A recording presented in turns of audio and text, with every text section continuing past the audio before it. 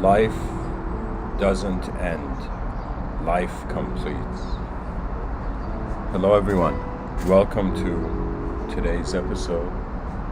I would like to speak about the most important thing happening in human consciousness.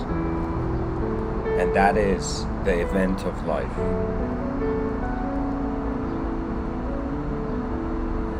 You know, there are those who treat the living universe or their conscious waking state as purely an object, and such mentality leads to nihilism. And you can say there are those who treat their whole world as a subject, and that leads to solipsism. And really what it means is either man is the source of his intelligence or man isn't. That's what it means. And I feel that in the middle of human beings attempting to live their, in quotations, life in their singular life,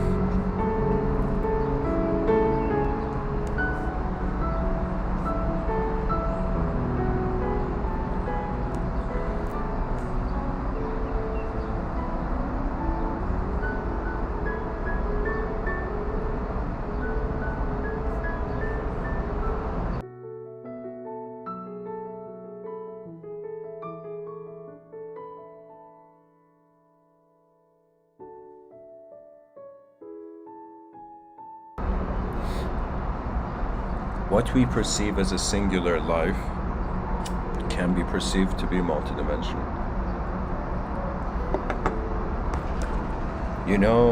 When it comes to the movement of intelligence through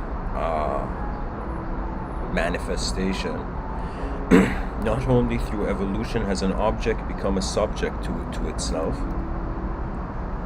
but the subject is being the edge of the container of the object. That means we are objects that contain themselves in subjects, and the subjective realm has more freedom.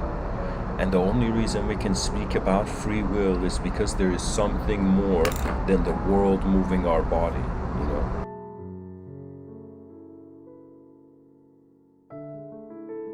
we can say the world is moving everything. But when man moves himself, that's when the divine will becomes the free will.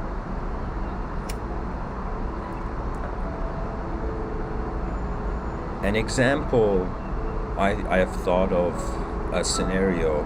I mean, not a scenario, but just I was thinking, how can I explain this idea that life doesn't end, rather life completes, is that we say, we enter the world. That is kind of like 50% of life, and 50% is like the exit,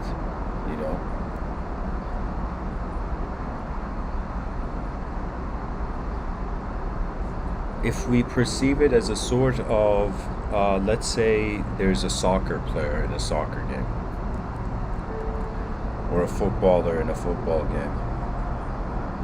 And this footballer is playing, and some point in the game, the coach is like, hey, the coach, the name is called, and and the athlete and the soccer player that felt like, this is my life, this is my purpose, running in the field, suddenly his time in the field, whether it's a field of manifestation, or it is in some sense a field of a soccer field, when the time is up, the player has to leave the field. And there's two cases. Either the players play until the actual soccer game is over, or the soccer players are in some sense they are changed. Do you see? That means it's as if like right now there's someone speaking as Mr. Within. At some point in history, maybe, at some point in the future, maybe I may exit this realm and something else arises. Other speakers arise. Or I may be alive till, as far as the game can go. It's as if the universal intelligence is like a coach, and conscious living is like somebody being like, hey coach, can I go into the game? And the coach is like, all right, go warm up.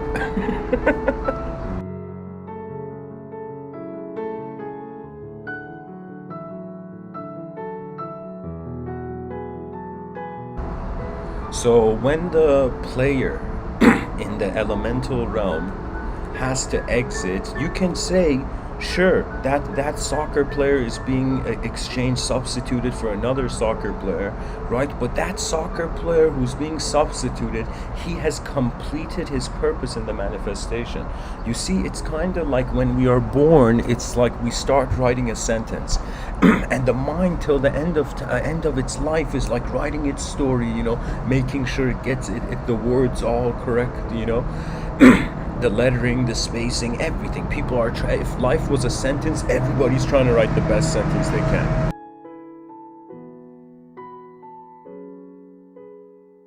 But imagine writing a sentence, or imagine being like a novelist, and you want to write a book, and then suddenly the character in your book doesn't finish. It doesn't go through the hero's journey. That means from the known going to the unknown and then back to the known. Most happy endings are like this. Pretty much most stories, there's an evolution of the main character. That evolution of the main character makes the audience feel emotionally invested in the character.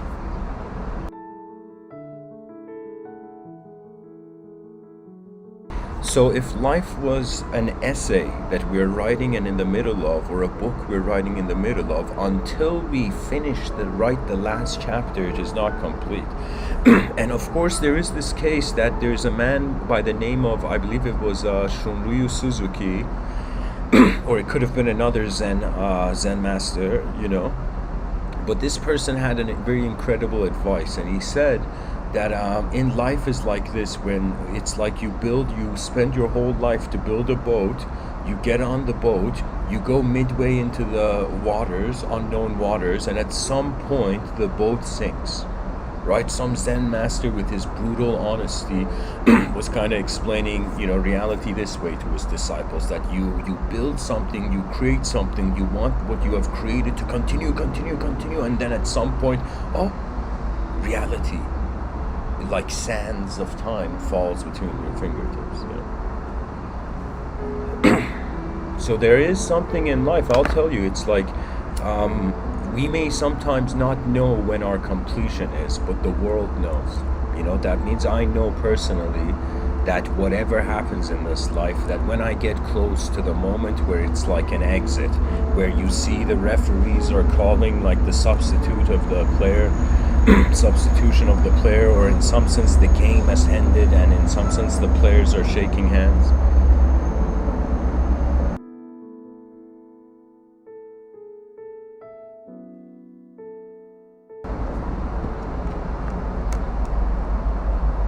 Life completes when our consciousness can properly contain it. And many yogis and mystics and minds on this planet have been wondering about how to complete it, and they got a very interesting clue. Whether it was Saint Francis of Assisi, or whether it was the likes of Rumi, Hafez, and the Sufi mystics.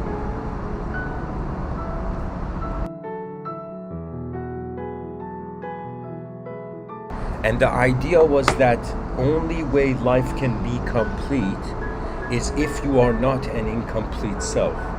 And the incomplete self was perceived as the egotism, the egoic construct. And I would say the best definition of ego, or the one I encourage many people to perceive of the concept of ego, is the one Alan Watts gives, where he says ego is just your attention to the self that you are in the moment, pretty much. So the self, the ideological self we are, that is being the believe it or not, the gauge to measure the completeness of our life. Now, the Sufis had a saying where they would say the Sufi, the true spiritual practitioner, the true metaphysicist, had to, in some sense, die before dying. It was a very complex idea, in the sense that the inner narrative of one's consciousness changes before their biological body changes. That means that you must become aware that the inner realms, the outer realms, are not locked onto a certain type of inner realms. So, and Saint Francis of Assisi even says the quote in the idea in a much better way. He says, "It is in dying to ourself that we are born to eternal life.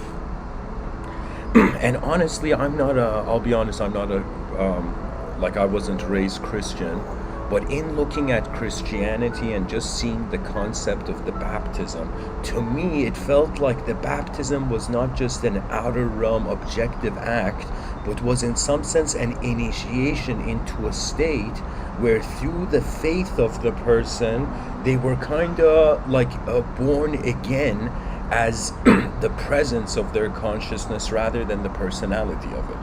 And of course, guys, I'm not, I'm not a Christian theologian, but I'm just sharing the observations I've made. But there is this concept and theme of transformation in all, like I can't tell you, all traditions I've seen. All, if you were to say, Mr. Within, what do all the ancient wisdom traditions have in common? I'll be like, you're giving up something to become something more. That's it. Whether you're worshiping a god and you're giving away your individualism to a collective archetype, whether you're worshiping a universe and you're giving your individualism to a collective archetype, pretty much it's as if like this is the story of the soul of man, He started off as ice, the ice melted, he became liquid, the liquid evaporated, he became steam. And so what it means is that it's the ultimate return of the journey of the unconscious mind, the journey of the conscious world, the conscious mind into the unconscious body and back into the conscious mind. That means pretty much when a human being is born, what happens, right? The human being's like, yo, I'm being something right now.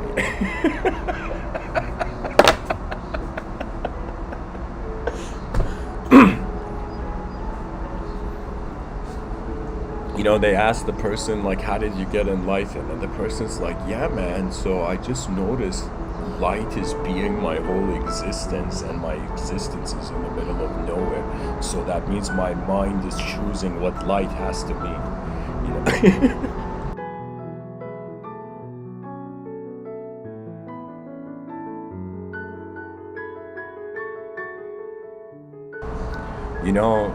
There's many things we can fear in this life. When I was younger, I feared my own imagination, like it was intense.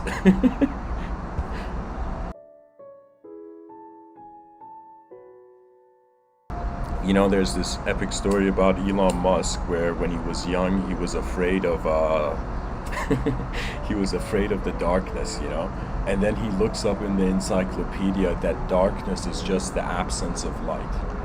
The absence of photons, and his fear of darkness goes away. He confronts the fear of his own psyche.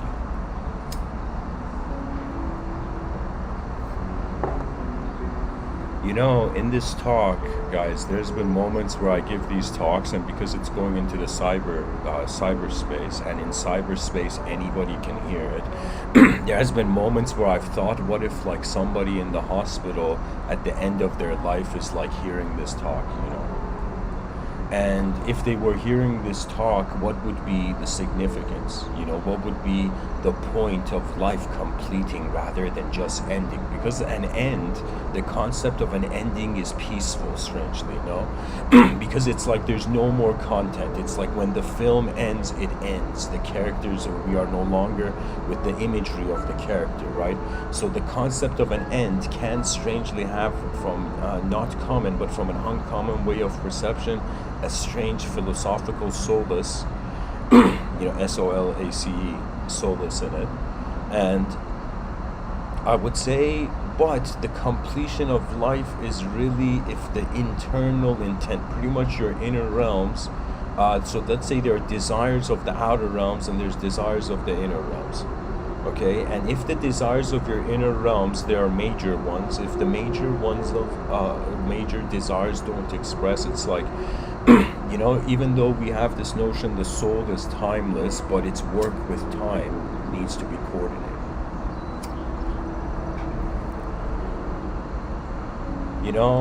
There was a comedian. I know I'm going all over the place with ideas here, but I want to tell you, there was this comedian who I actually respect, and I like his comedy, but I don't like his personality too much.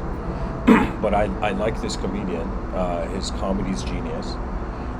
And his name Uh, his name is Patrice O'Neill, and there were some radio. I saw this YouTube video where there were these radio hosts, and these radio hosts were talking about how Patrice O'Neill had lived the way he had lived his life was. This is a sentence from the video I remember, where the radio news host says Patrice O'Neill lived his life as if after his life he was gonna watch his whole life with 3 of his best friends. Do you see? That means it's as if like our consciousness to what we are doing beyond the eyes of a first person point of view is really transcendental.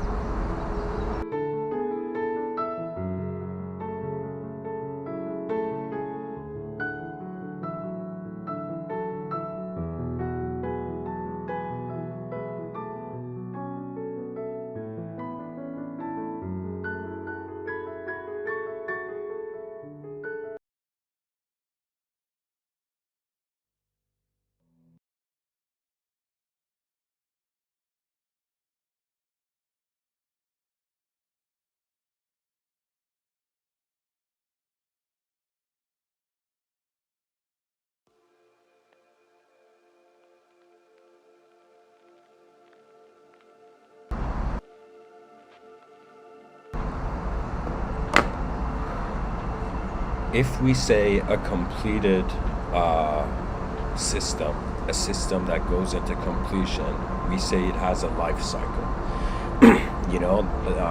Not only man, where he finds himself in a sort of created dimension, created world of design, or already present world of design, or how would I say this, like the human being looks at a system. In this system there's like certain clues. One clue is that the system was here before we were here. Another clue is that we can create in the system. The concept of creation means that whatever you're doing needs to have a starting point, just like all of our biological bodies had a starting point in this existence, right?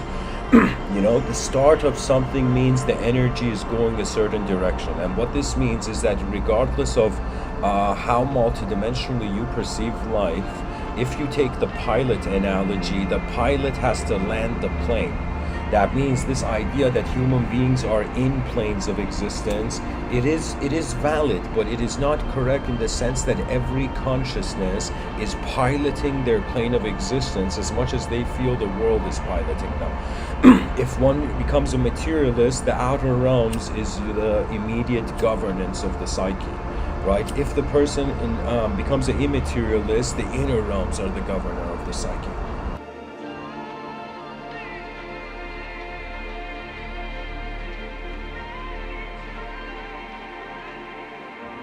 And consciousness poetically is like the speaker of the house of its own simulated ideological parliament.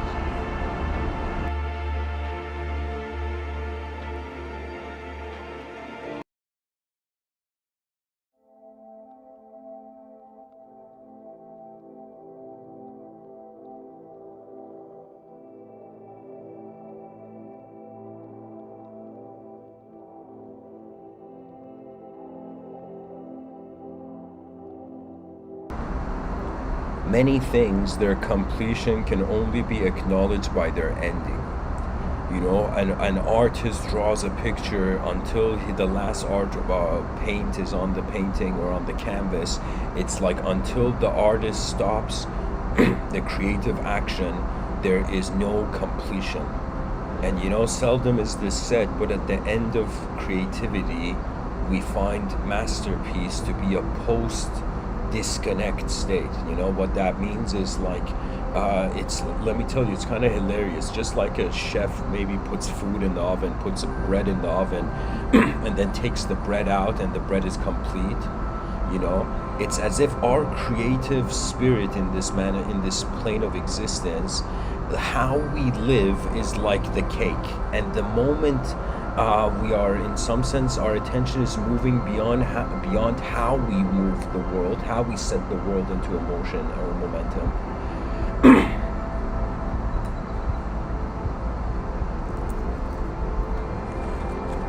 It's as if at the end of your life, you're done with the painting and you get to see what kind of lifetime you drew, what kind of masterpiece you drew in all the moments where energy was accessible, what action was taken place, was decided upon. You know, for me, there's something strange.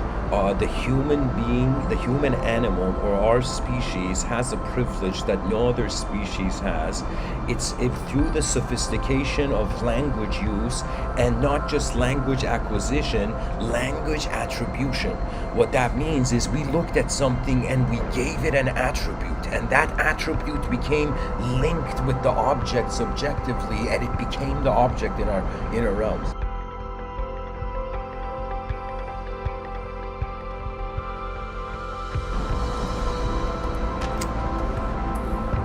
You know what it is? It's like the body is a dancer.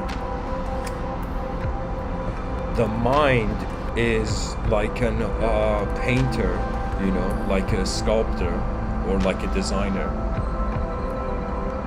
And the soul is the witness of the design. That means, just like Michelangelo has this quote where he says, "I saw the angel in the stone and I set it free." This great sculptor looked at some chunk of rock that was purely meaningless, and he saw an angel in the rock, and he began, that means his inner realms overlaid the angel on the giant piece of stone, and Michelangelo just grabbed some tools and started sculpting it, right? So the inner realms sees meaning in matter. That means the purpose of matter is to be used by mind, and the purpose of mind is to be watched by soul.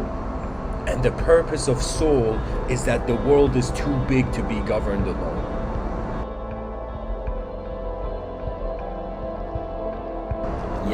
Last night I gave a talk titled, what was it titled?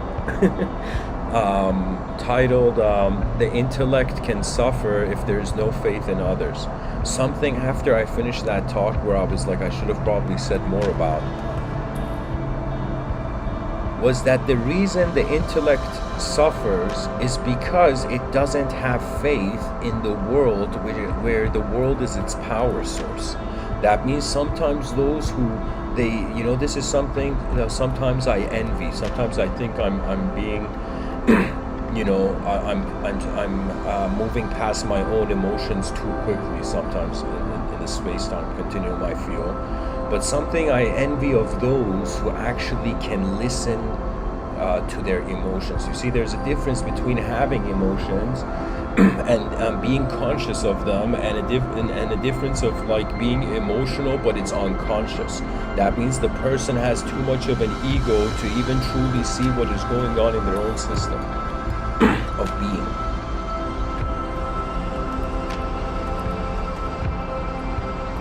Without faith in others, it's as if we don't trust the world to be in it. And I'm telling you, those who distrust the world, you exit the world quickly.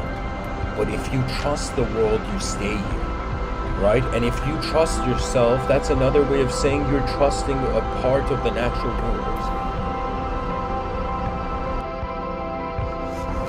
You know, for me, there's 3 levels to human intelligence, or to intelligence.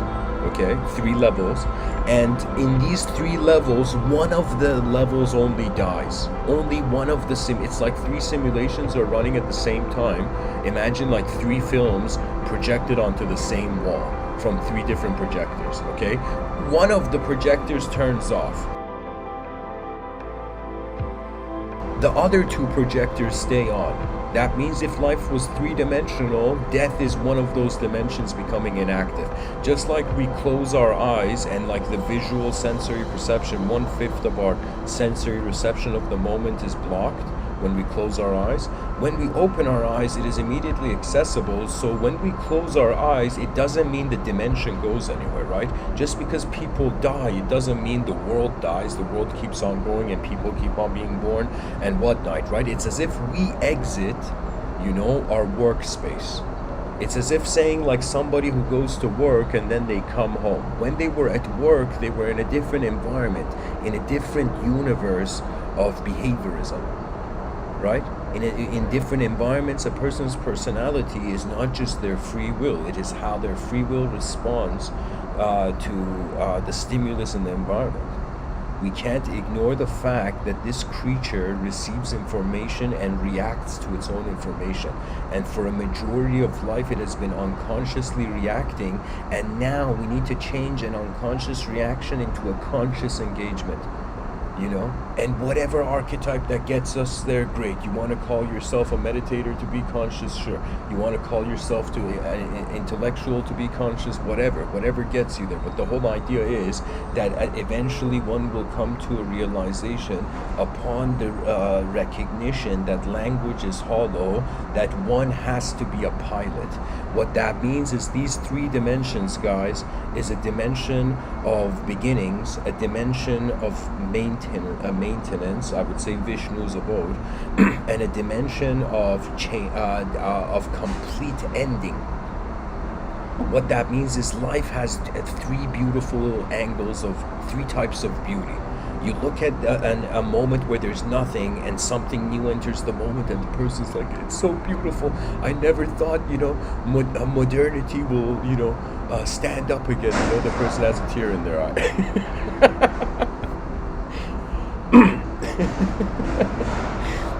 So there's the dimension of beginnings. Anytime something is beginning, anytime a human being is trying something new, anytime a human being enters the system, anytime anything new is happening, one must have an honor for that dimension. Because I'm telling you, the beginning state of mind is an eternal state. That means there is a state where there is no concept of death. It's just creation till the end of time. It's just like an outlet. It's like a dimension where only the new is authorized. Then we have, so let's say there's three dimensions to the moment. One dimension, the person has to find their contentment and ultimate universal acknowledgement that things start. And it can never be stopped. That means you could be the kindest person, or you could be the most evil person. You're like, I don't want to see this world succeed.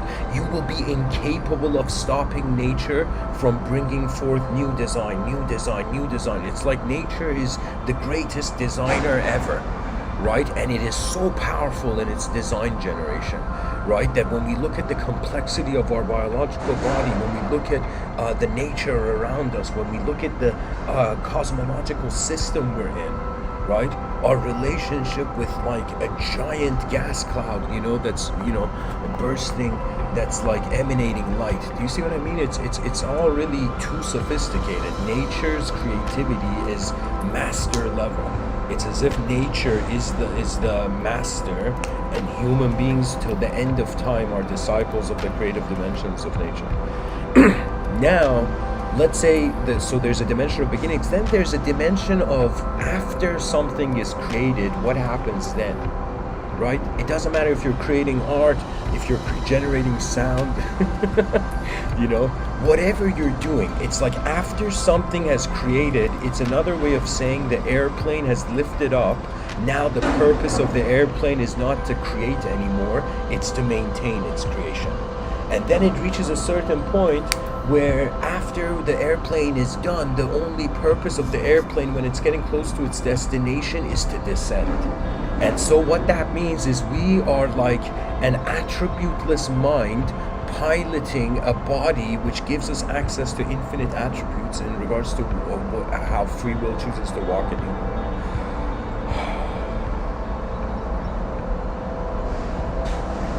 Life ends only when it's about to complete. That means it's like at some point this talk even ends. And if I don't appreciate endings, can you imagine? Like I gave the first talk and then I didn't know how to end talks. So I just like for hours and hours, imagine it's like this person has been, it's like, can you imagine? Like, it's like Mr. Within gave one talk, but that one talk was like, like 10,000 hours. The longest talk, it's like I'm pretty much saying that just an elegance in noticing that things enter the scene, things play out in the scene, and then things leave the scene. Events just take place. As much as we can say it's a materialistic realm where objects change, let's say the half-life of elements, let's say there's decay even on an elemental level.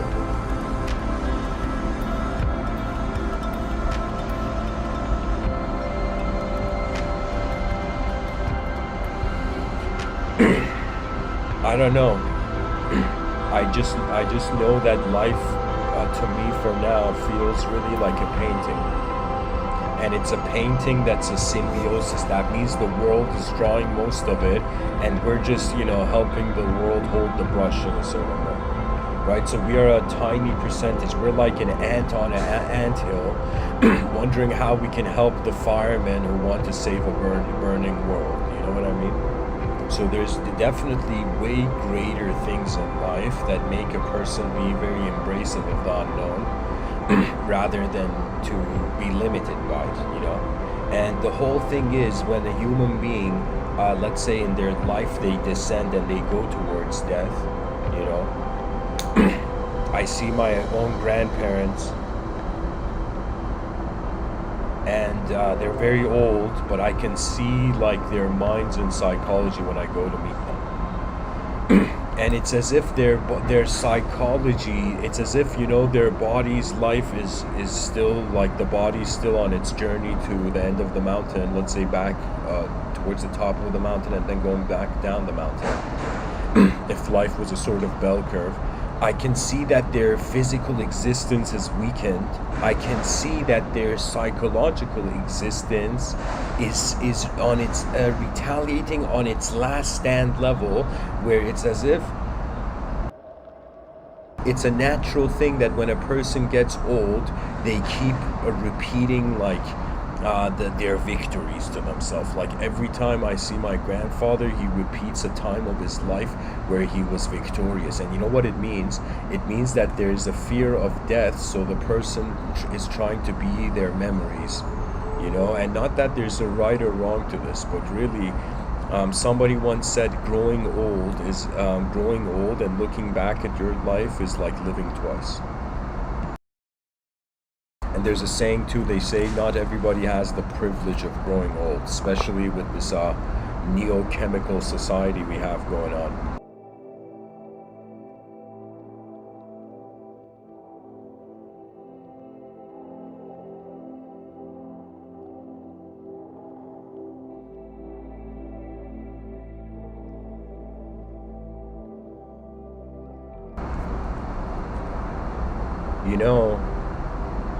An ending can't make sense without a beginning. We won't even have the concept if something didn't begin. And it is our identification as the small that makes us fear the big, My whole life, I will tell you, I have been kinda on a research trying to figure out what is the source of fear. Like, why does the human being need to even have fear in a world, or where does it come from, right? And obviously a dimension of fear comes from the outer realms. Let's say you're walking in the forest and a tiger stares at you, there's going to be fear at that moment, regardless of how enlightened you are. If you're being chased by a bear, it's like you're going to have a little bit of fear. So there's the outer realm fear, but then there's the inner realm. And if it's like the outer realm fear, we can't do anything about it. Like if we touch fire, our hand burns, it makes sense to fear fire. Like it's a rational fear. But I would say when it comes to the inner realms and how we fear the future, or how we fear how we will enter the future, this is in the domain of the free will's control. That means man may not have an ability to change the world, but he has an ability to change his mind. And the moment we change our mind, it's as if we have accessed another dimension of the same world. That means, I've been on this planet since 1991, and I can tell you It's as if like I still can't tell if we are 8 billion if we're 8 billion individuals or we are one giant field of being. And I will tell you, the more I walk in this world, the more I get convinced by nature, by direct experiential nature, that energy cannot die. And so it's how consciously energy has understood itself beyond change. What else? There can be no other definition for enlightenment beyond that. Not beyond that, but it has to like at minimum, satisfy that situation, that angle.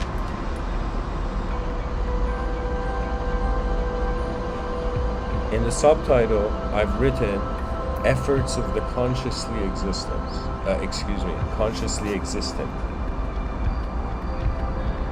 We exist. And the only reason we exist is because we can do something. Now imagine if a statue was alive. We would not know if it exists or not, right? To itself, right? Because it is not moving, or it's like there's no sort of motion.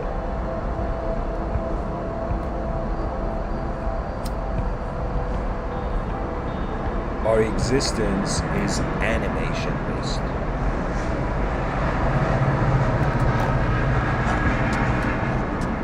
Right now, I'm looking at my iced cappuccino, and it's consciously existent.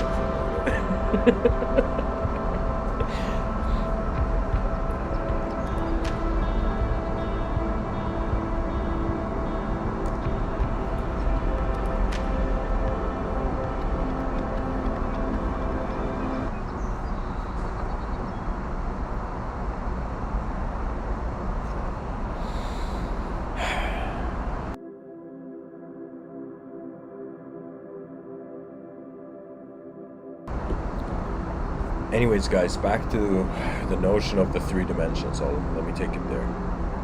3 dimensions to life. The quicker you acknowledge and notice these dimensions, these 3 modalities, let me say it this way so it's more universal. 3 modes to life. One mode, there is the creative dimension. What that means is all human beings all conscious human beings, anybody capable of driving or can understand the vehicle metaphor, it's as if the vehicle can be driven. So every human being has to be responsible for all the cells and elements and atoms that compose them. After one has, in some sense, the commander the general is in perfect communication with its army. That means once your body is in the kingdom of your consciousness, is aware and is listening to the kingdom of your consciousness, then the next phase is to, in some sense, after you have made the elemental physical realm your ally, to in some sense go towards making the subjective, the inner realms, your ally. And I don't want to say it's kind of negotiation between kings of different universes, but I will tell you it's like the person's like, what do I do with all this physical stuff here? And you accept the percentage of this physical landscape that we can move as ourselves. Then when it comes to the inner realm, the strange thing about the inner realm is that you can't accept your mind like an object, because the mind isn't an object. And so how does one accept the dimension that the creative body has led to? Because right now, some people feel the brain is a film projector. Some people feel the brain is a vehicle, and some people like myself feel the brain is an antenna. It is a biological antenna. Our antennas are based on our brains.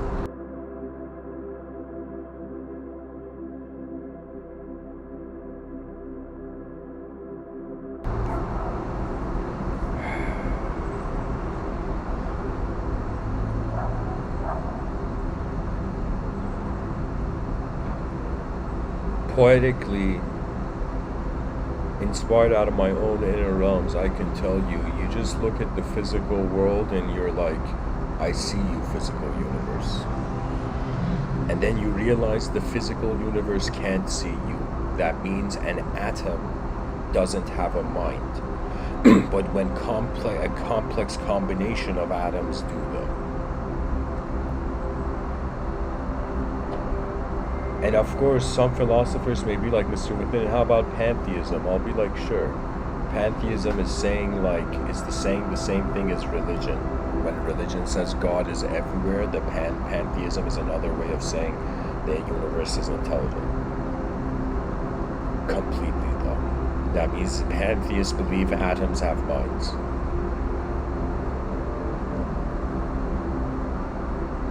But anyways, what I was saying is you look at the physical universe and you just treat yourself as a pilot and you're like, okay, this is a physical landscape. It has its own laws.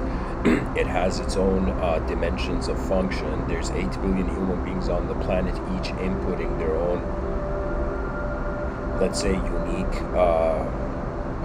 energetic expression into the realm.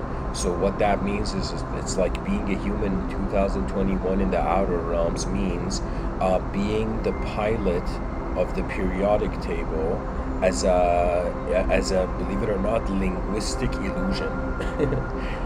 That means it's like we're like, God doesn't exist, but then somebody's like, hey, what about the idea of ourself? Does that exist? And we're like, holy shit. We thought God doesn't exist. We thought the concept of God was man-made. We realized the idea of man is man-made. Do you see this linguistic simulation that history has kept us in? Has been, and from one angle, a masterpiece of the inner realms, but from another angle, it has been the ignorance of the outer.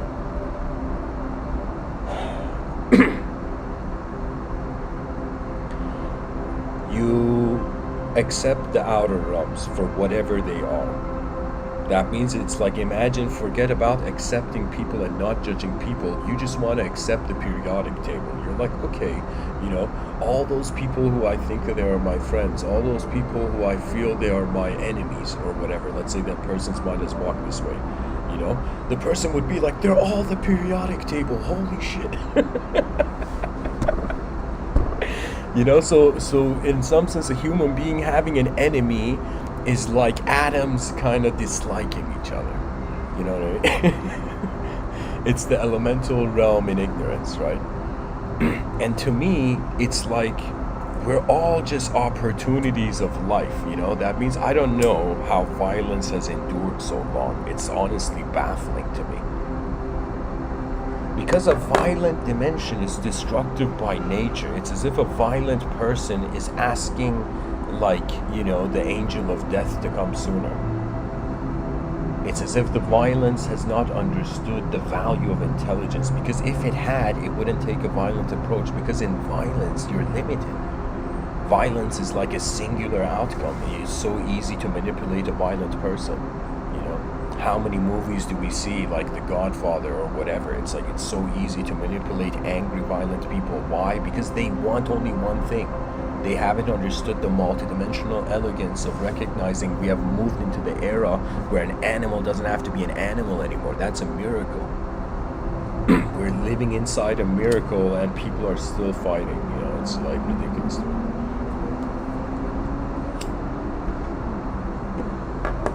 It's like the person, let's say nowadays there's a lot of people evidently, and especially in the cyberspace gaming sector, a gaming sector of cyberspace, I see a lot of videos of people, public, let's say public cyberspace figures that are in depression, right? And the way you respond to depression, I would say, is to see a bigger world, not a smaller world, because usually that kind of makes the person, it's all about the value you give it. So it's kind of like, imagine the brain is like a film projector, and you choose which wall this film is projected on. You can put it on a proper big wall, you can put it on a small wall, you can in some sense turn off the projector, and these are all like measured ways of the self-worth of the person. So it's like more and more we're realizing in the creative dimension there is no defeat. It's like a dimension of an endless victory. In the maintenance dimension, so the creative dimension in Vedic thought is known as Brahman's abode. So Brahman is the creative archetype. And this is, at least I'm taking a certain scholarly approach to this. But Brahman is the creative dimension.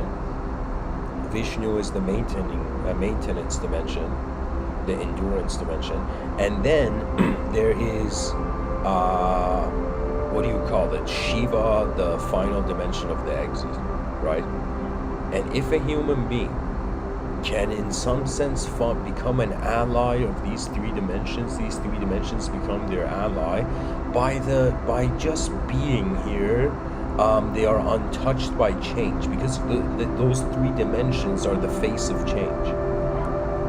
That means somebody's like, hey man, how's this world changing? And we see things start, we see things kind of endure, and then we see things break, right? We see things stop, right? So it's like this constant cycle of there's nothing there, then there's something there, then there's something there, it updates, then there's something there is not, this updated something there is not there.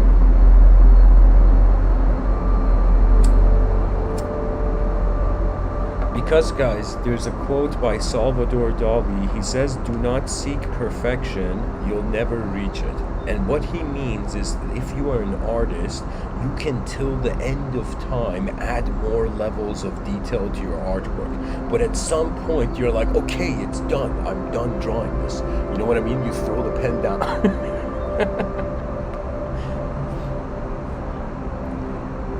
I don't know, maybe in the future I'll have one of those days where I'm like, I'm done talking.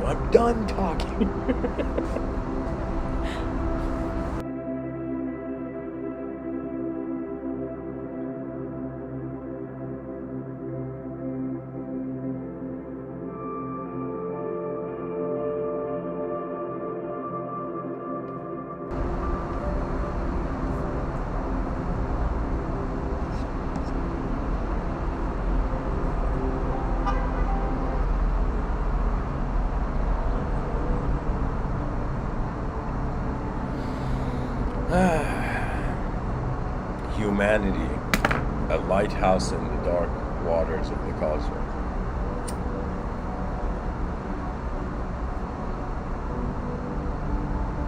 Life doesn't end because the ending is completion. And when something is complete, that means we're all drawing a masterpiece, a grand painting. Imagine civilization, the advanced civilization is a giant empty canvas waiting for human effort to fulfill conscious human effort to fulfill its, experiential existence. And so every human being that lives in the future, who's a part of that, who's an advanced communicator of the advanced civilization, an advanced member of the advanced civilization, it's as if somebody says, what is the meaning of life? To draw the greatest painting your whole intelligence as a moment can, and then at some point, in some sense, bowing to the audience of the elemental realm. Right? So I think that my last breath on this life will be in some sense poetically how I bowed to the universe that I left. And as Hafiz says, one regret, dear world, I hope not to have on my deathbed is that I did not kiss you enough. And what that means is I did not experience the totality of what you were, dear world. In Sufi traditions, there's a concept they use, and they don't say God, they say the beloved, right? That means poetically, the totality of the love of being, And you can say some people love being, and some people are being love. Those are two different things, Or I can say being in love and being love are two different states of mind. One is conditional to form, one is not. And any human being who finds an unconditional state, if you're young, you probably will do it quicker, find it quicker. You become a prodigy.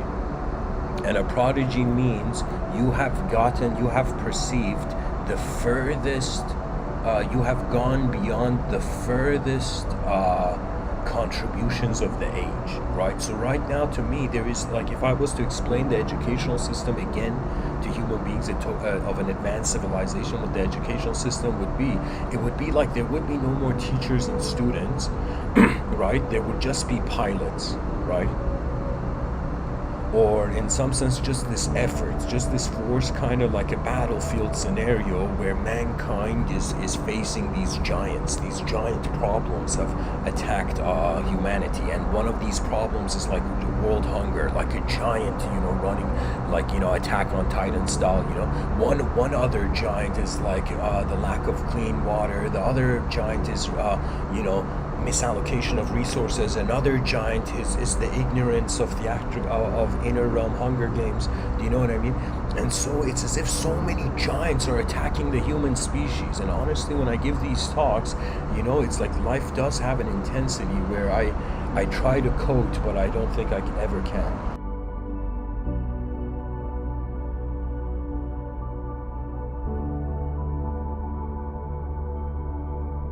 And so imagine, dear listener, whoever you are, wherever you are in the world, imagine you went outside and you suddenly saw there's a giant, destroying buildings, a giant kind of creature destroying buildings. How would you retaliate? Will you run away, or will you be like, if I don't take care of this problem, who else will? Right? If we have that mentality, but for 8 billion people, do you know how quickly an advanced civilization appears? We'll be like, no way, an advanced civilization was like Pokemon, a wild Pokemon appeared, a wild advanced civilization appeared, when human beings took life seriously, but in a playful way.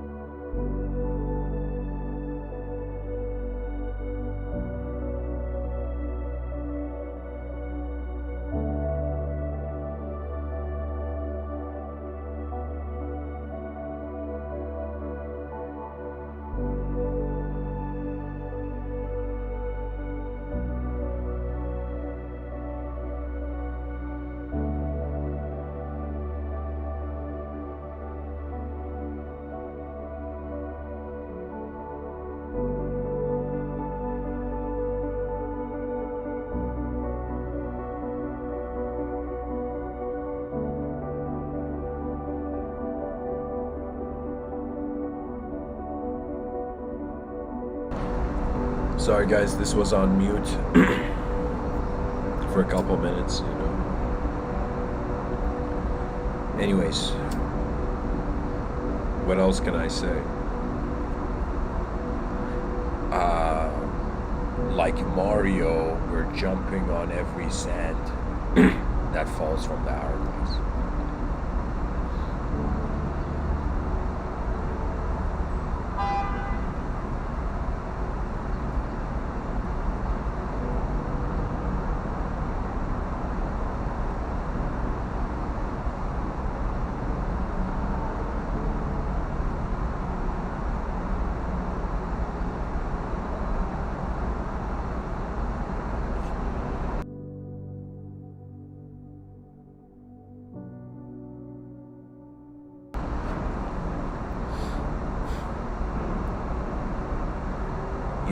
Even the warrior archetype fits into this, where the warrior, after the battle is done, the last battle is to let go of the sword and shield, right?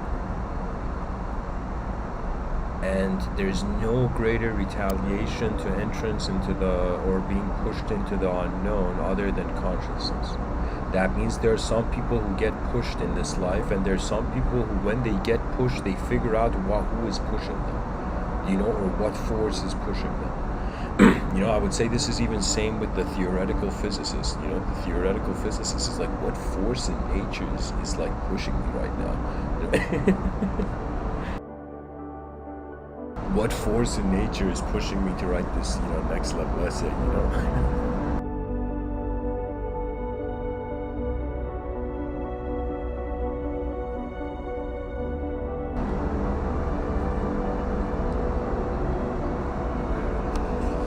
I would like to go into a quote tunnel of just life, pretty much. A quote tunnel is, I read a bunch of quotes about a theme or a certain person, so today's episode is life.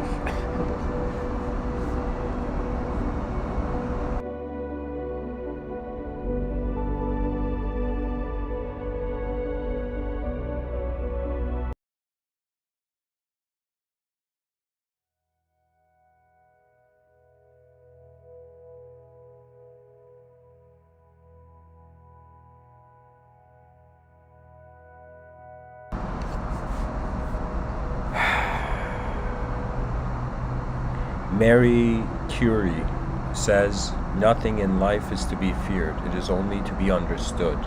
Now is the time to understand more so that we may fear less." And Marie Curie, I believe she, her contributions were in the field of radiation. I don't know if she was the one who discovered the nuclear force, but she's a very important scientist. And she says, she's spot on where it says, because for how long can you fear something? You get bored of fear, and then you go towards understanding, and understanding means new dimensions. Understanding means new dimensions awaken. This world is not just the story we tell ourselves. The story we tell ourselves is a very tiny part of the world.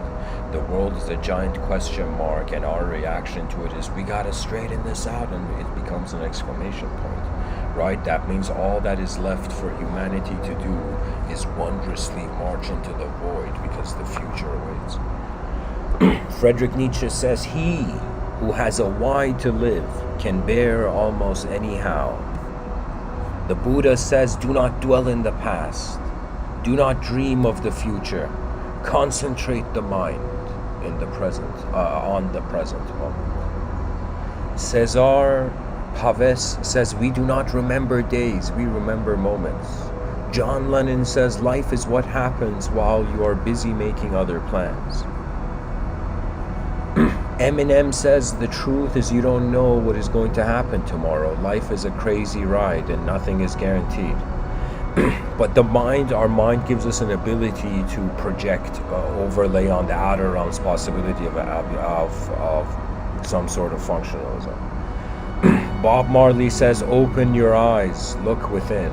Are you satisfied with the life you're living?" Shalom Aleikem says life is a dream for the wise, a game for the fool, a comedy for the rich, a tragedy for the poor. William Wallace says every man dies, not every man really lives. Man, this quote is the essence, guys.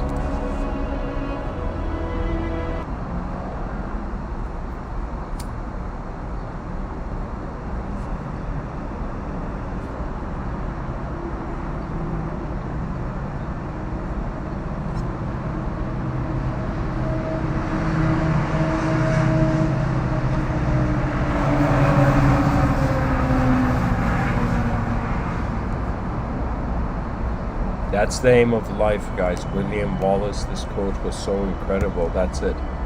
Everybody dies because that is nature's program.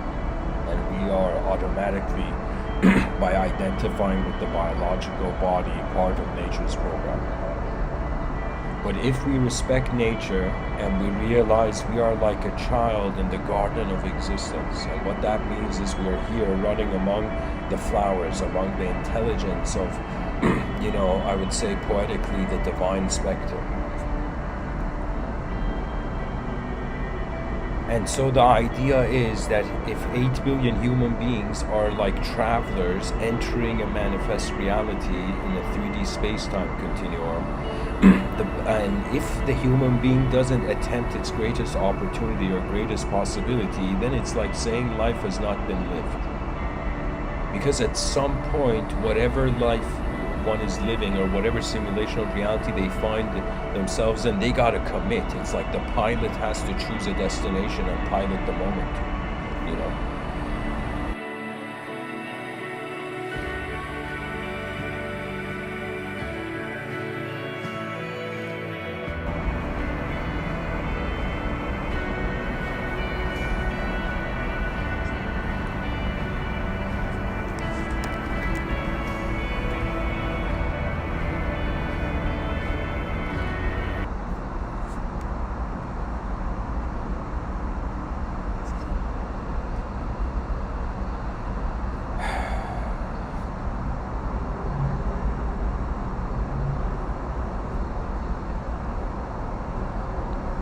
Steve Jobs says, sometimes life hits you in the head with a brick. Don't lose faith. Oh my God.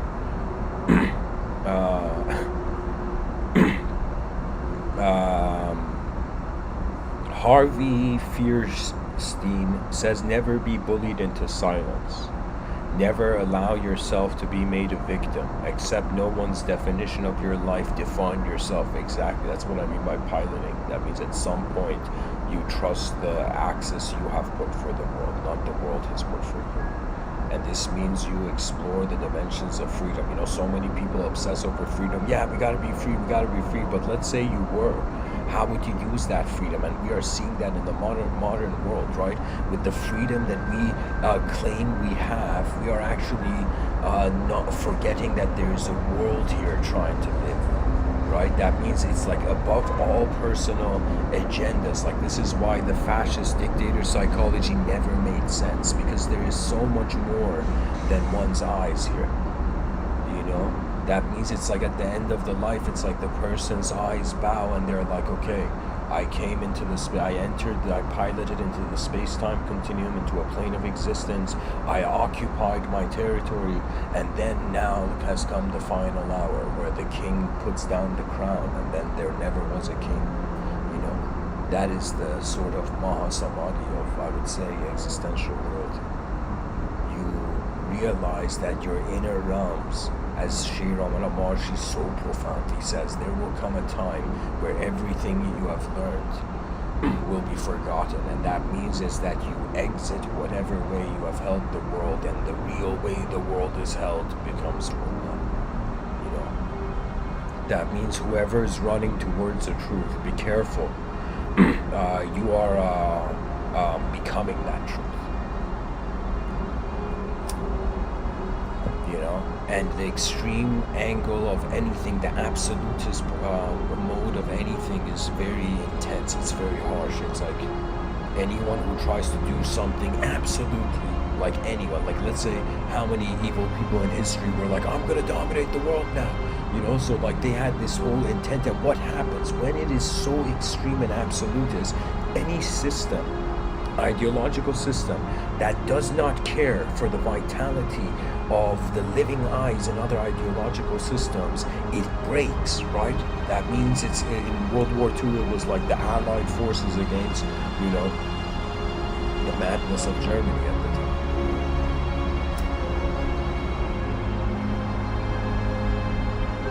And you know, we're moving into a phase where for how long are we gonna just draw lines on a sphere and claim ownership of land?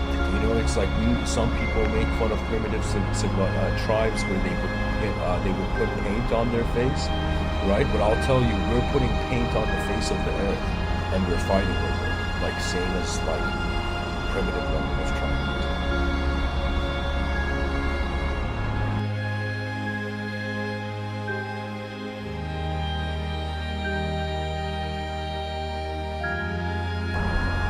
You know, as Buckminster Fuller in one of his incredibly long, like 6-hour lectures or something, you know, I remember I just fast forwarded to some point at the end of the lecture, and Buckminster Fuller was like the universal man.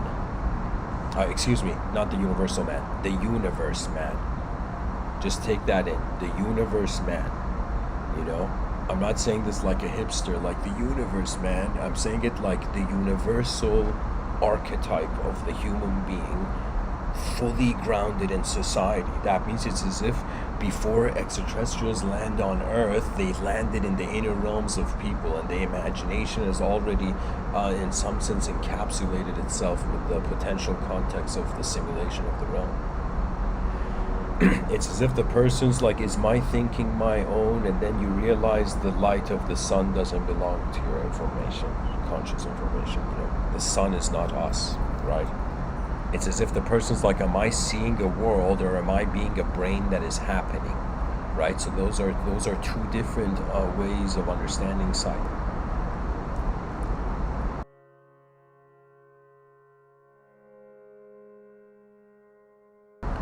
Sai Baba says, life is a song, sing it.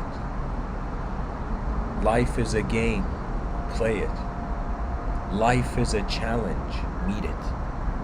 Life is a dream, realize it.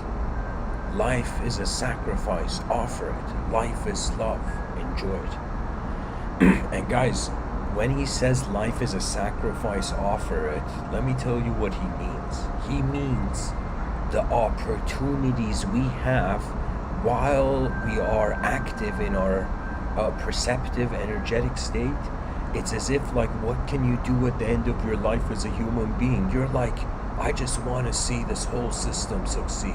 That means forget about my victory, forget about my neighbor's victory, you know, forget about my friends and enemies' victory. Let me just think about the victory of the whole human species, right? And I feel there's no greater honor. That means imagine you have lived a very, let's say, cruel life, or, you know, you have lived any kind of life with different kind of like elevations to it. And at some point, it's as if regardless of the guilt or regret you harbor, you're like, at least I walked toward, you know, the greatness of the whole system, at least, you know, whether the greatness arises or not. But the intent means it's as if some pilot has found a destination he's flying to,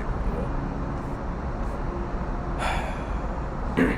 Henry David Thoreau says, I went to the woods because I wished to live deliberately, to front only the essential facts and see if I could not learn what it had to teach, and not when I came to die discover that I had not lived.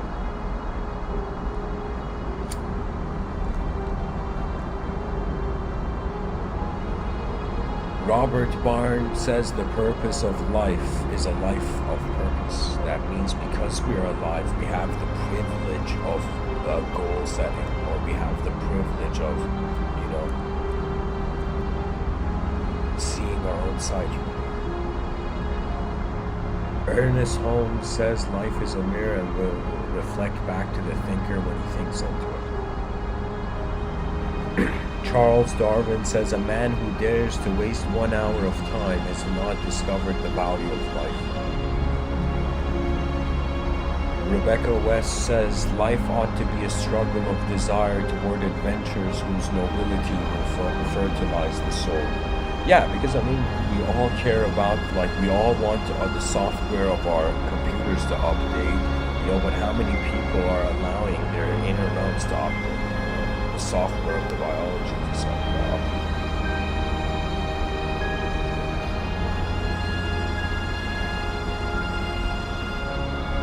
Jackie Robinson says a life is not important except in the impact it has on other lives.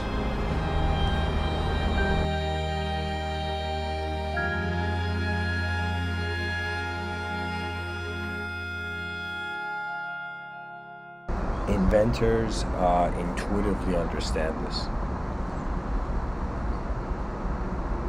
Arthur Rubin Steen says, I have found that if you love life, life will love you back.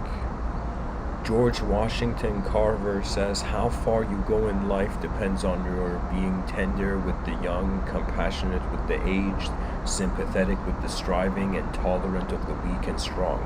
Because someday in your life you will have been,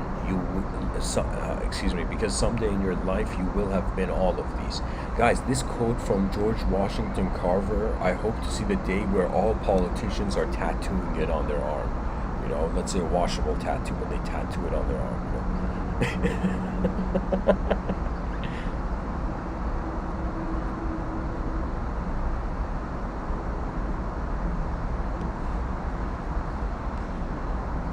Havelock Ellis says, all the art of living lies in a fine mingling of letting go and holding on.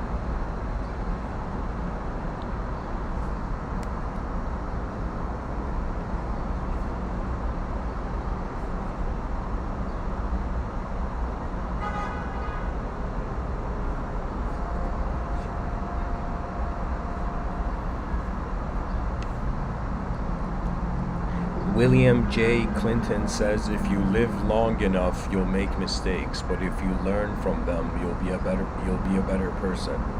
It's how you handle adversity, not how it affects you. The main thing is never quit, never quit, never quit.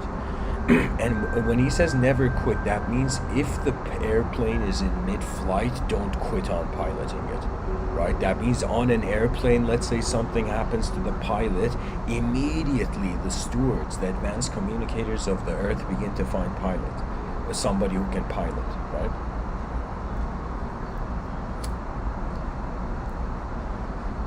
I'm that guy in history who feels if we treat, civilization as an airplane with pilots, stewards, and passengers, right, we would be completely capable of building a great civilization. It's as if, some masterpieces find you when psychology masters peace. That means that's an answer you don't hear often, right? I think it's because people think it's not cool enough, or people think it's not complete enough. But it's like, what is the purpose of life? And imagine somebody just shouted, or two white doves landed, and they were like, the purpose of life is peace, human beings. And we looked at those two doves, in this hypothetical setting, and we were like, yo, are you guys aliens? How can you talk? And the doves are like, no, we are your minds reminding you of it. You see, the logos is not a personality. It can be seen to be like a wind. The logos is kind of like an invisible influence. Can you imagine back in the day, like the first person to experience wind just screaming, like, what's hitting me? I don't get it. What is this? What is this sensation? I could totally see early civilizations like afraid of wind, I mean, obviously, because there's so many unknown interactions that human psychology had, they had to contain it. Right? Religions were just strategies towards containing reality. But beyond any sort of language worship, direct experience is not the key to the door. Direct experience is how the door is already open. You know, there's a humanity that has failed, there's a humanity that doesn't know if it has failed or is victorious, and then there's a humanity that is victorious. And imagine these three dimensions of human possibility are there, right? And so your attention pilots towards them. You know, if a person does something dishonorable, their conscience is like, you don't deserve greatness. So you will see a guilty person will stop living. Because it's like the nature of the psyche that when you disturb something, you feel now you deserve to be disturbed. So eventually the subconscious brings you the karma. What we want to see is not mastery of weaponization, but mastery of mindhood. And mindhood means there's a defensive angle to it, there's an offensive angle to it. There are moments where defense is the best offense, there's moments where offense is the best defense.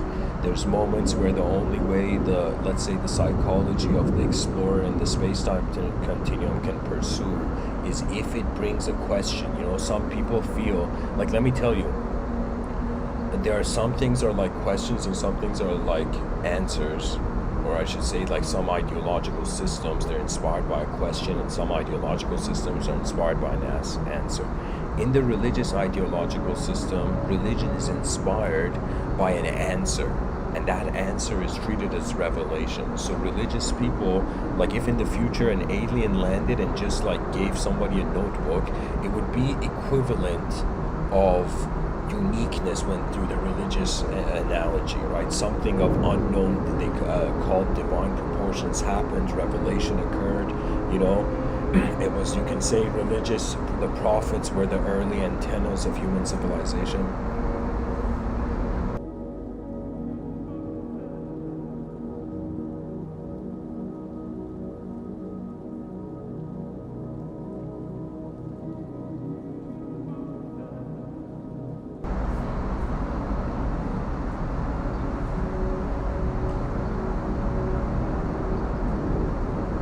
You know, I would say intelligence simply means if you see a better way of doing something, you do that. That's as simple as it gets.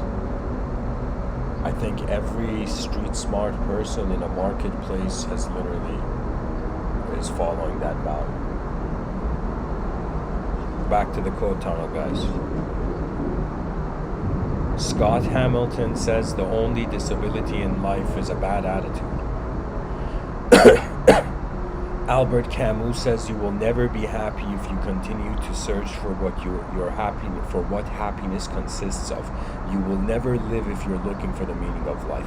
What he means is, like, a question opens world, but happiness is actualization, so it means an answer is required. So if I was saying, like, the religions were inspired by an answer, in modern times an advanced civilization would be inspired by a question. Imagine we take the question as divine, like we say there was a divine answer, so let's say that means there must be a divine question. And so the advanced civilization is the completion of ancient thought. That means, guys, believe it or not, it's not just people living among us here. It's people, and then it is the language that those people walk in. So to me, it's like when a person walks outside, I will tell you, it's like, to me, every person is not a person. They are a world harborer. You know, they're harboring a world within them, right?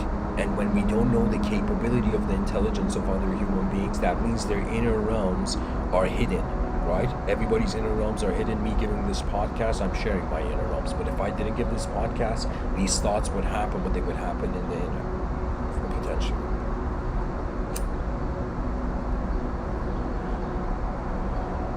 George Bernard Shaw. Life isn't about finding yourself, life is about creating yourself.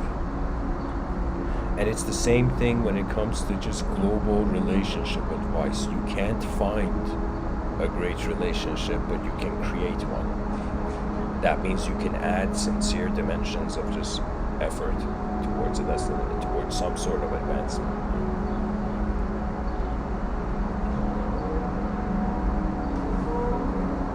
Robert James Waller says life is never easy for those who dream. I mean, depends on the dream, right? If your dream is like to grab a glass of water, then life is super easy.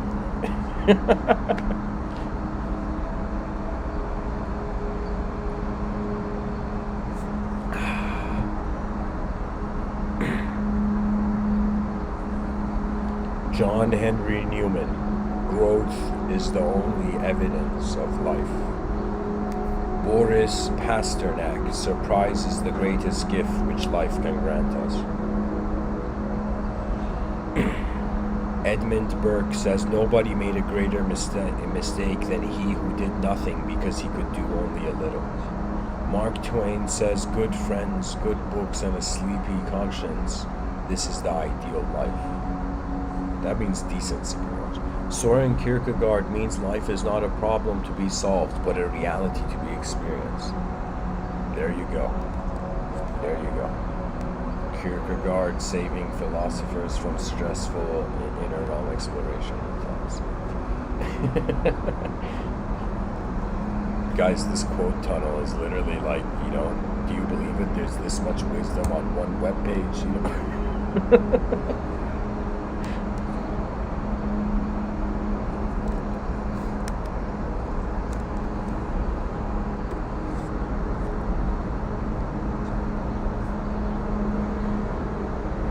Alright guys, I need a quick intermission. I'll be back.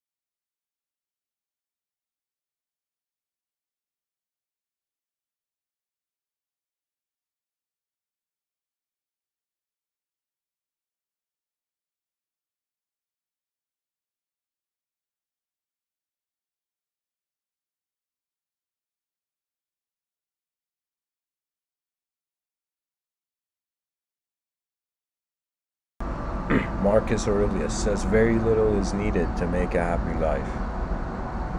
It is all within yourself and your way of thinking. Lou Holt says life is 10% what happens to you and 90% how you respond to it. Winston Churchill says you have enemies, good. That means you've stood up for something sometime in your life. Douglas MacArthur says life is a lively process of becoming. George Bernard Shaw says a life spent making mistakes is not only more honorable but more useful than a life spent doing nothing. The Dalai Lama says our prime purpose in this life is to help others, and if you can't help them, at least don't hurt them. This is so crucial because we have to literally, shield the future generations from the unnecessary. The least judgmental way I can talk about it, that not all technologies right now active on the planet deserve to echo on into the future. Anyways, to keep going, Lao Tzu says, change the song, I'm joking. Lao Tzu says,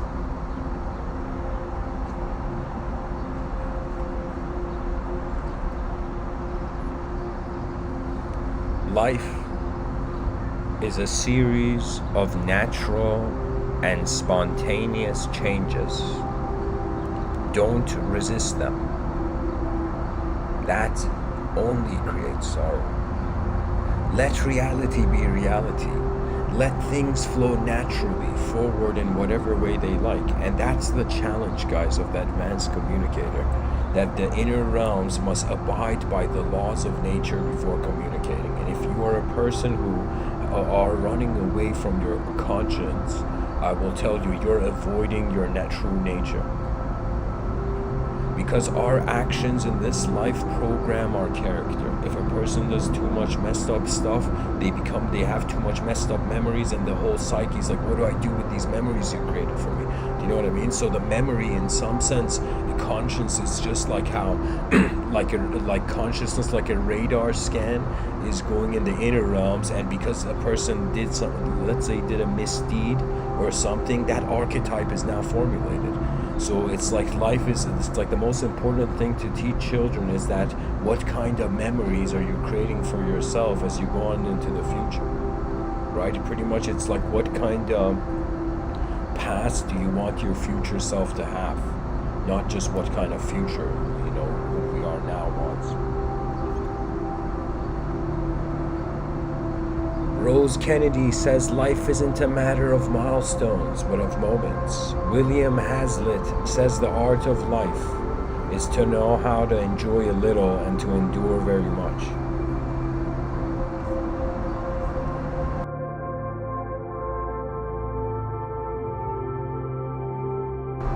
To me, I feel we should start with a complete new narrative and reset the hierarchical system of society, and there is just people found in different parts, as if every human being, I'm being poetic here, but imagine in a science fiction like poetic, but imagine the soul was like, a member of let's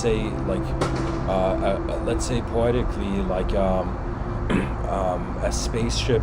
Okay, here, I'll be true to the science fiction. Imagine like an advanced civilization from the Andromeda galaxy had arrived to assist people on Earth, and it's like souls that were incarnating on Earth were kind of like crew members of an advanced civilization from elsewhere, kind of like landing here poetically, And what it means is that the reason our inner realms find us, the content of it finds us, is most likely for us to do something with it, Not all the content. Like it's impossible to do everything a person thinks, but to realize that the mind is, it's like ultimately just attention is traveling in the space-time continuum. We choose its quality, we choose how much the intellect takes over our life, and we also choose how much our emotions take over our life. And the bird, instinctually, if it trusts itself, will flap its wings simultaneously.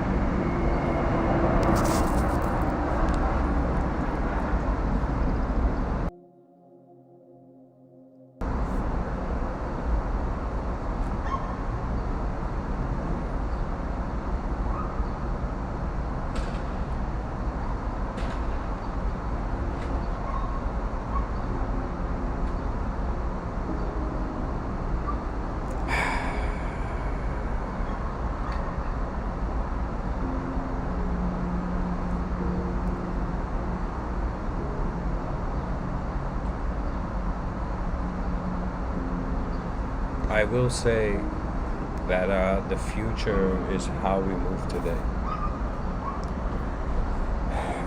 Excuse me. Peter DeVries says life is a zoo in a jungle. Wow. The zoo is like the ideological theme. That means it's as if we have caged ourselves in language away from the rawness of nature. And this is an advantage because it has given us civility, and civility has given us teamwork. And one can say that through teamwork, it's like great bigger projects can be attempted.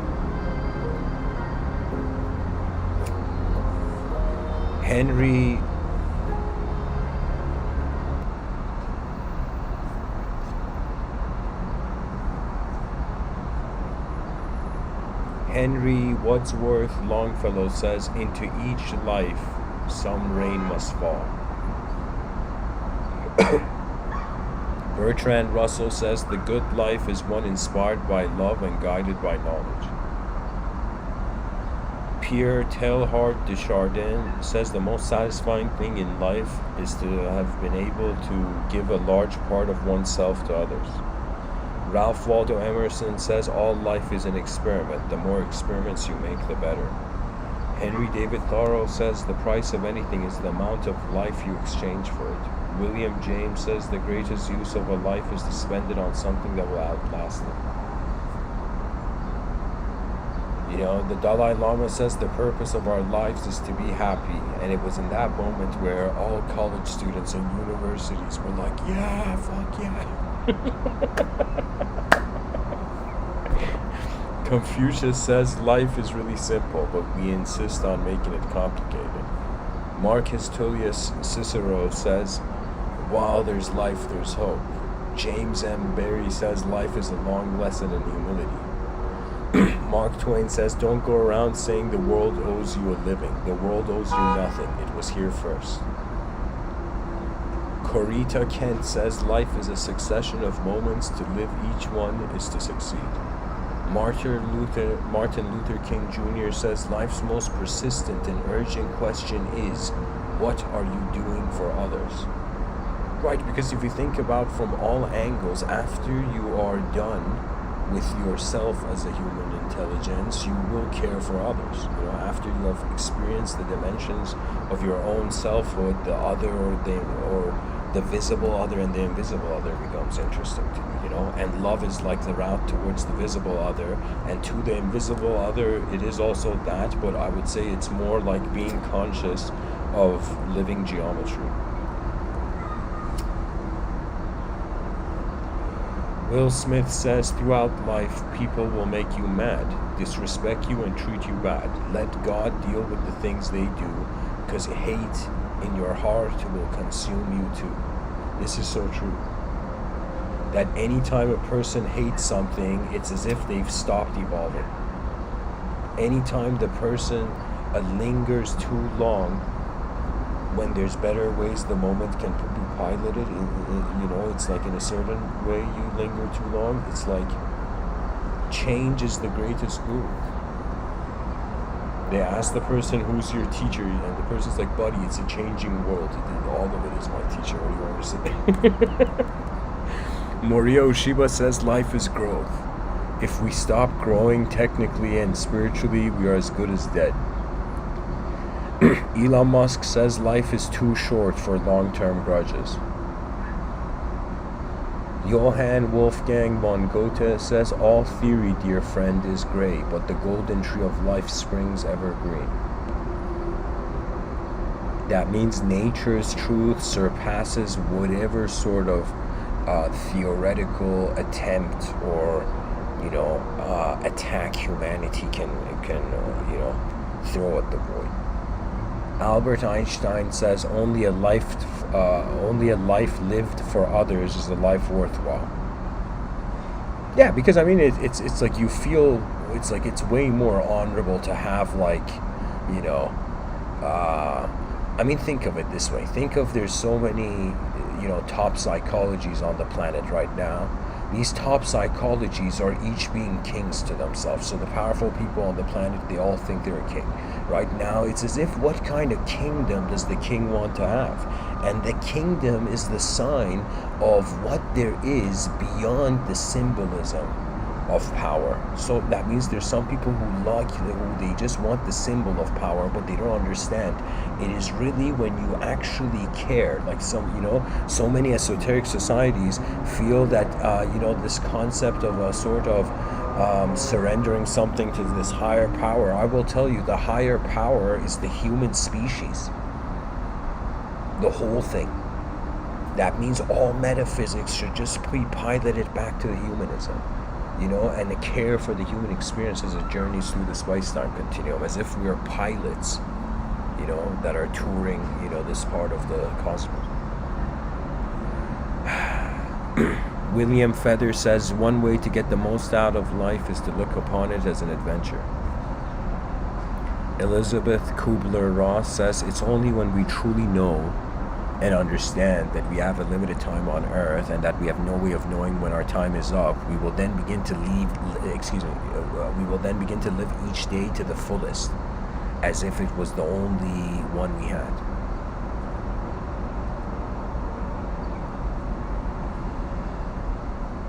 Jean-Paul Sartre says, everything has been figured out except how to live.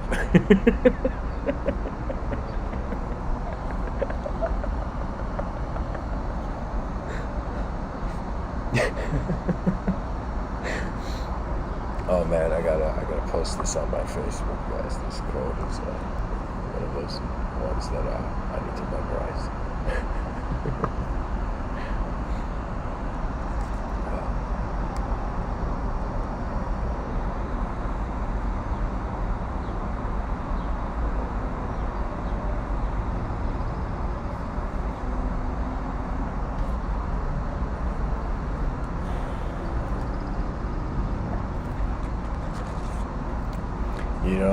Some people are probably like Mr. Within.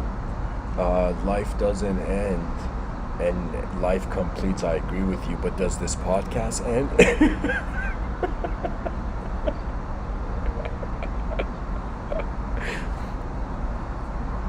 Oh man. Guys, I think when a person notices that they are not a thought, deeper dimensions of life just guide the moment. There's nothing to fear because fear can be understood. The moment it's understood, it's not fear anymore. So fear is just something that is in the unconscious domain. Every human being has a hidden potential, and regardless, that means it's like we can no longer be in a world where we can judge other human beings when there are hidden worlds again behind our eyes, right? So really, it's come to a point where it's like, how do we manage 8 billion versions of Earth in one physical Earth, right? And we have to find an idea superior to every person's universe. And the only idea that's superior to everyone's universe is how great the future can be.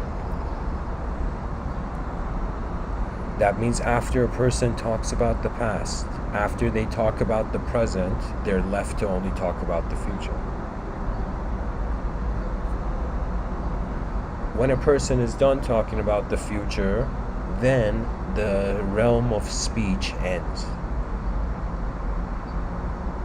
That means it may be the case that maybe in, I don't know how long, maybe like a year, a few years or something, there may be nothing else left for me to really say.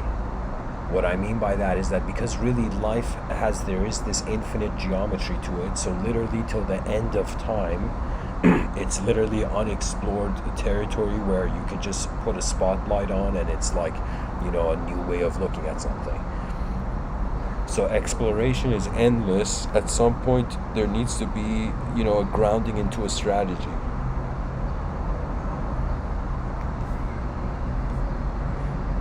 It's kind of like the archaic revival of a wisdom that is not trying to make the mistake. It's past it,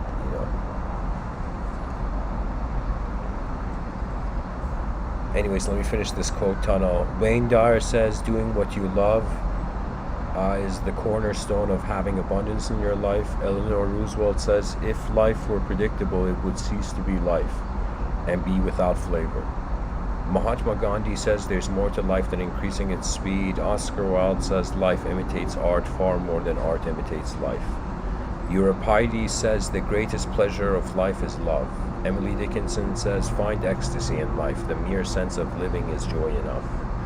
Carl Sandburg says a baby is God's opinion that life should go on.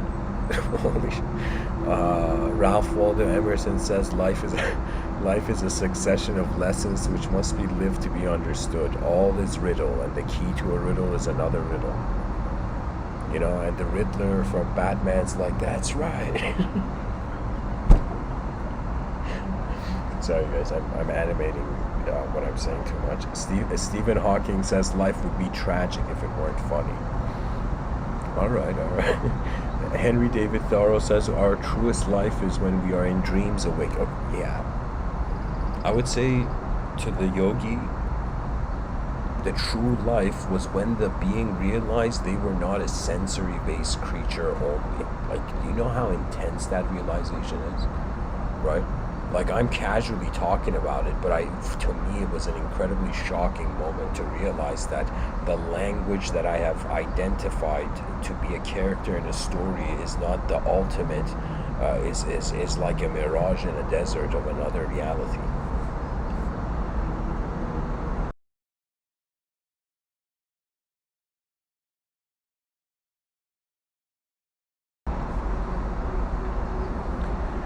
Vernon Howard, I'll make this the last quote. He says, "You have succeeded in life when all you really want is only what you really need." I'll go towards the topic of the episode, guys.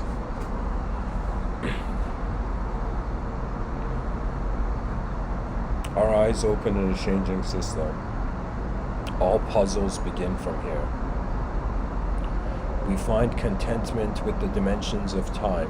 That means in the inner realms, the advanced communicator can perceive their past and find contentment with that, perceive the events of their present and find a collective, aggregate contentment, and then in some sense with the future the person becomes content. Then we have completed our dimensions, our games in the simulations of time, right? Then what is left is we go in the games of the simulation of design, where this has to do with the self, our sense of self, the self of others, and the world, right?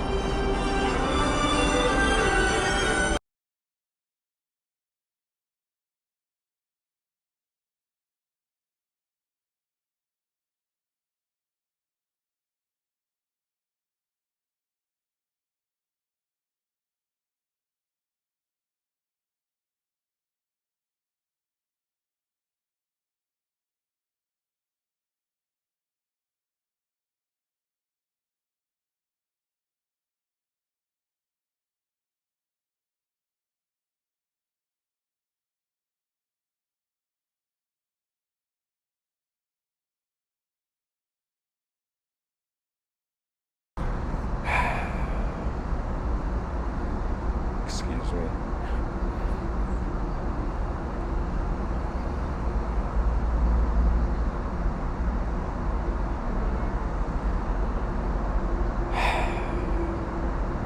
And guys, of course, keep in mind everything that I'm saying in this episode is more like I'm perceiving 8 billion human beings being like 8 billion designers, and civilization being like a blueprint on a table, and 8 billion designers are looking at this blueprint and they're like, okay, what is the next deciding design or action, right? So when I'm approaching this, I find myself kind of like, as Buckminster Fuller and Marshall McLuhan did, that they were crew members of Spaceship Earth, right?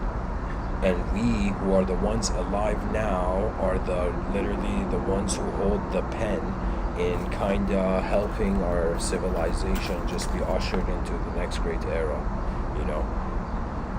We're literally, anyone alive in 2021, we're alive in the beginning of the era of advanced communication. What that means is that the animal, the evolutionary animal, has become so conscious of itself and its ability to use the world. That means not only is the brain having a separate relationship of the body with the world, but it's creating a separate relationship of the world with the bodies of others, right? So the brain is like this advanced, sophisticated simulation engine, right? And it's like simulating the game of life, right? And we find ourselves waking up in this game of life being on an axis of values and ideology. right?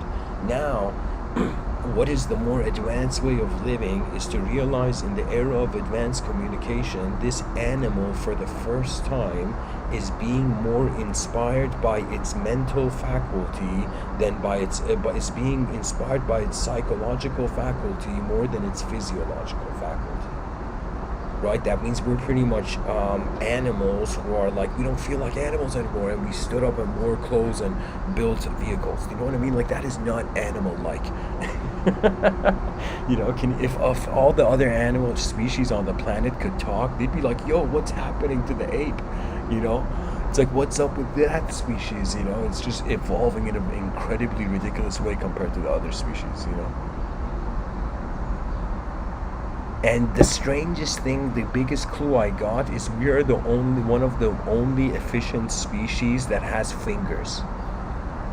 That means, imagine, like, kind of going into a kind of science fiction setting. Imagine our human civilization became so advanced, okay, that we went onto a planet and we found a way of creating some sort of radioactive or some sort of kind of technology, advanced technology of imprinting consciousness or presenting consciousness to an intelligent creature, right? And so imagine, like, we from, like, poetically came to a civilization that looked like Earth but wasn't Earth, and we're like, okay, which animal has the best ability to build stuff if we gave it a divine spark or something, right? And guys, of course, this is in theory. What I'm talking about is like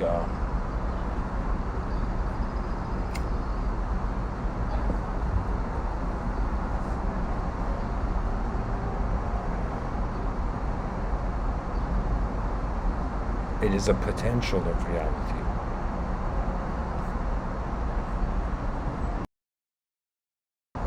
It's as if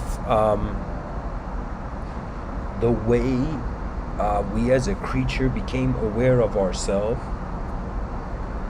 is instantaneous. Because it is instantaneous, no ideology can be given to it, but at the same time, when we look at the type of story the physical reality paints, that means, imagine you were just eyes in empty space and you teleported into a world and you're like, what is this, right?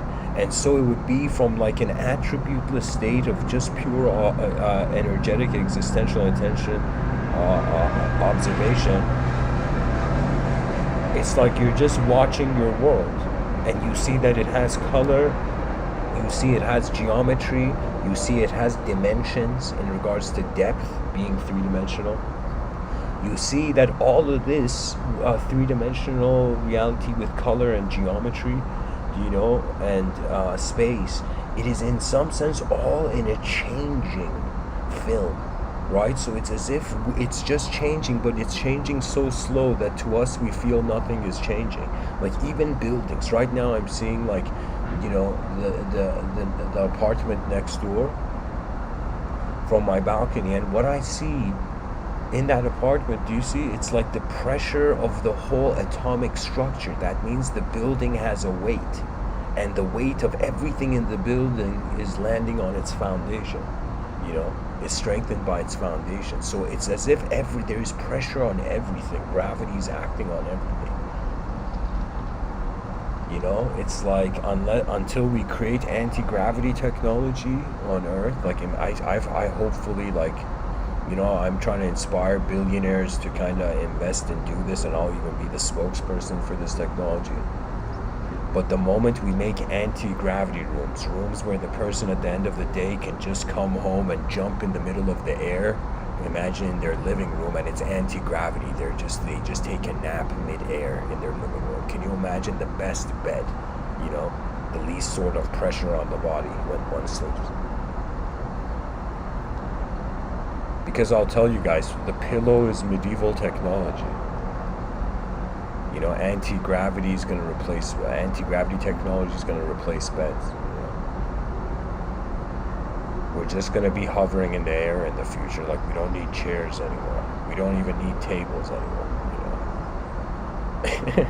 Can you imagine that moment in history where the historians shockingly wrote, "We have reached a time in human evolution where no longer we need tables and chairs and everything's just floating in the air, you know?" And it's as if like so many people don't need to buy anything anymore.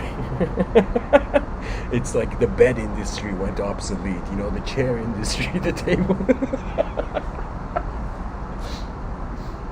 Oh man, the future is going to be like pretty much chaos to the economical sector. Okay, guys, the talk has ended. You know, this is how I know this talk has ended, you know, in the sense that it has completed. I have drawn the pictures, I've shared the imagery I wanted. So thanks for listening so far. I'm just going to attend to the questions, and then reality moves on. Okay, so welcome everybody in the chat section.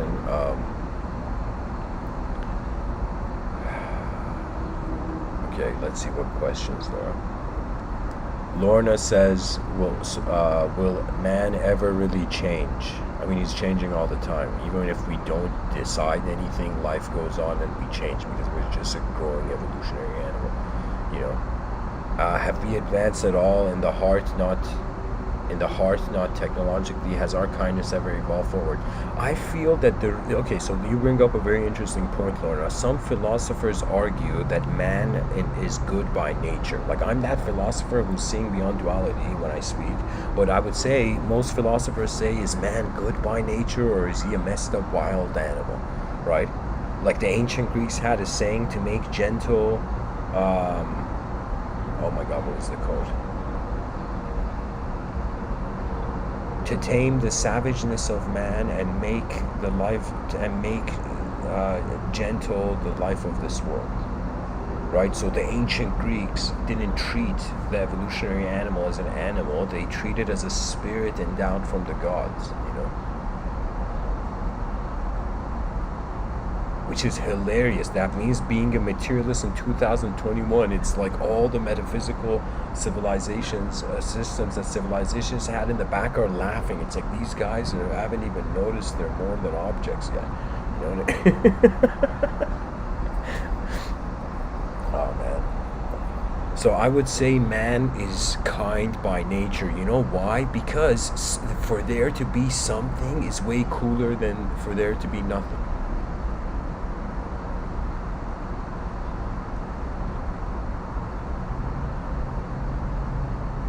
And that is simply it.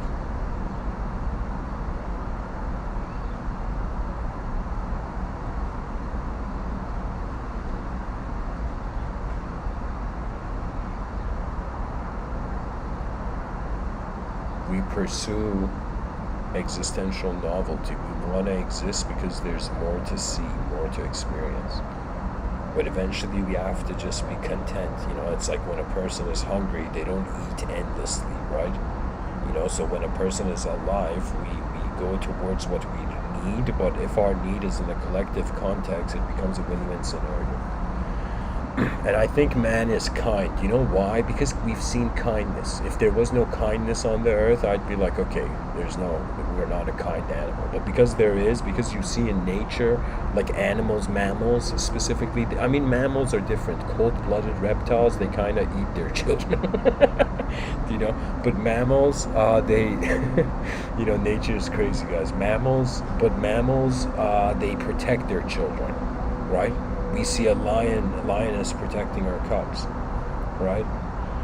We see a lion protecting the, you know, pride. You know, we see human beings protecting their tribes. Do you see what I mean?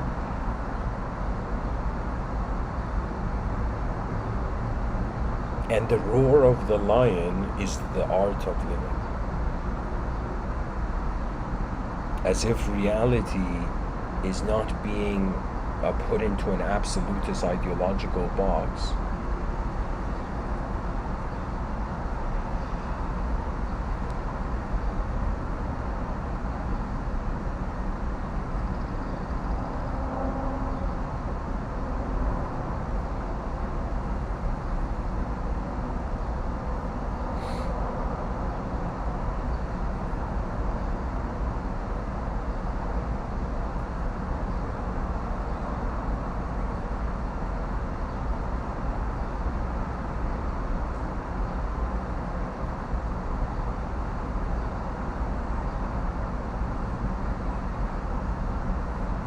honestly, just when it comes to realms of direct experience, there is no language that administers the moment.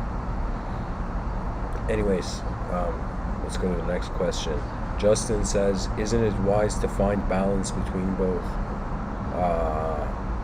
flow and force, and then integrate that into present moment awareness? Example, balance and integration between stillness and movement. Yeah. So I would say if you want to take the Taoistic approach of Lao Tzu, where he's like action through inaction, that is fine, but the idea is something has to be moving the advancement, right? So the person is either trusting the world or is trusting themselves, right? So it's either you are being the inspiration for the advancement, or you already feel the world is advanced and you're just, the less you be you, the more the world is being already its own advancement, you know?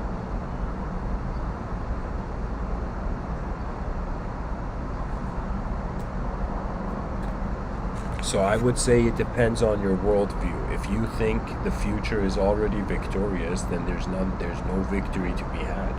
If the future is victorious, then there's nothing needed to change in some sense, so you just abide as your moment. You kind of become like those swamis in India, where they don't even broom leaves that have dry leaves that have fallen from a tree, because they're so passive in letting the world move only. It's up to you. It's up to you how you pilot, pretty much. And that's none of the questions, you know. So anyways, guys, thanks for listening. I hope this episode was helpful. Please consider supporting the channel as a member, and there will be project supporter meetings in the future for members. Anyways, guys, thanks for listening. Blessings. And whoever knows who the artist of this picture is, please write it in the comment section. Thank you.